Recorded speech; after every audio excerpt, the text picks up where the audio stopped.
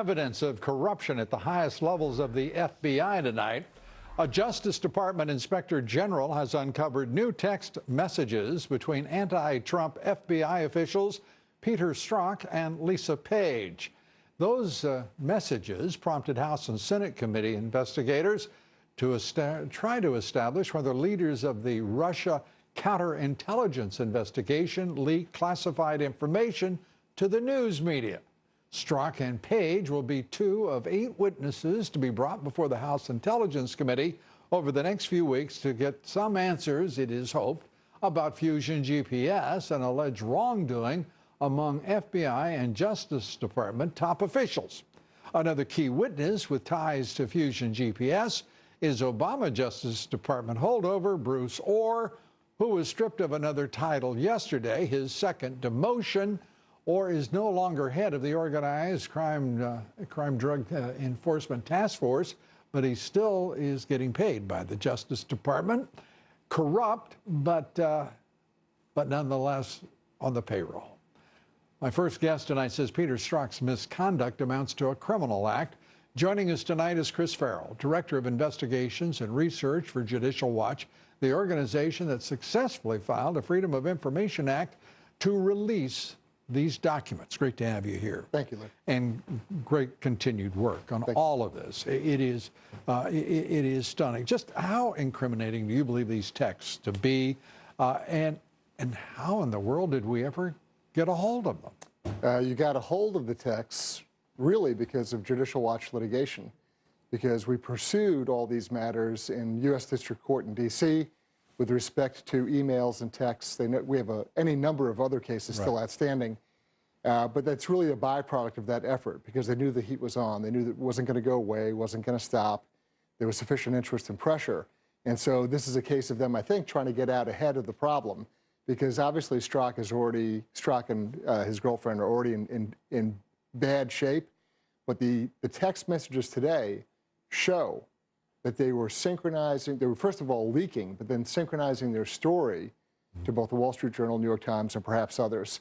And that is a level of investigative misconduct and abusive process that is off the charts. And it is a crime. It is.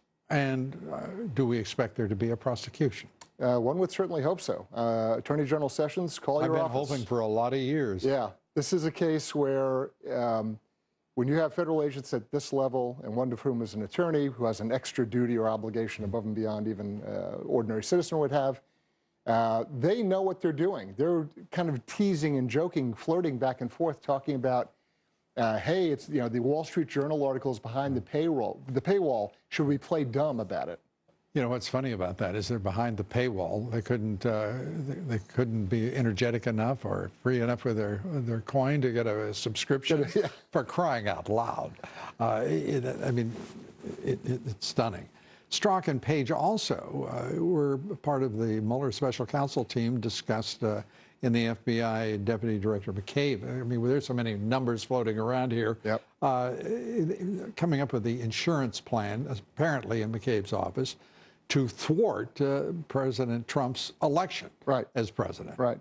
And that's a case really of, at least my interpretation of it and all the information I've seen so far, that's an effort to take the Fusion GPS file, or whatever you want to call it, smear job, and use that as leverage to obtain FISA warrants to spy on Trump officials. Including General Flynn, presumably. Correct.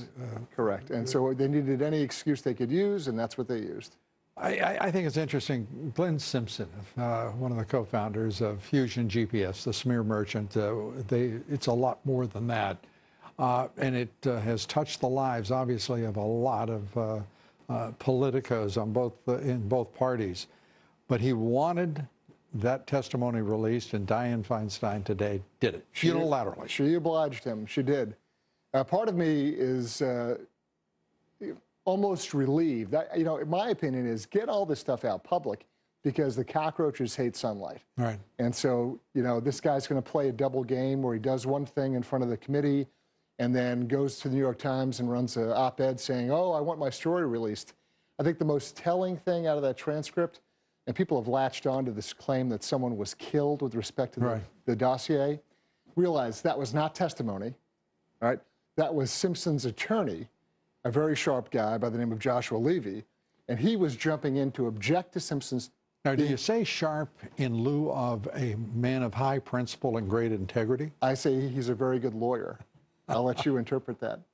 But you can see the difference between an experienced litigator and the investigative counsel staff, who in many cases are really just policy analysts who went to law school. And there's a hell of a big difference between those two kind of animals. At this point, all of the noise, all of the electric moments that are being produced here, no one's gone to jail. No one is facing charges. And we have a special counsel that continues to dog President Trump and his administration. And there isn't enough integrity on Capitol Hill to come to his aid and join with him in saying, cut the nonsense. Yep. As he said, this is embarrassing to the nation.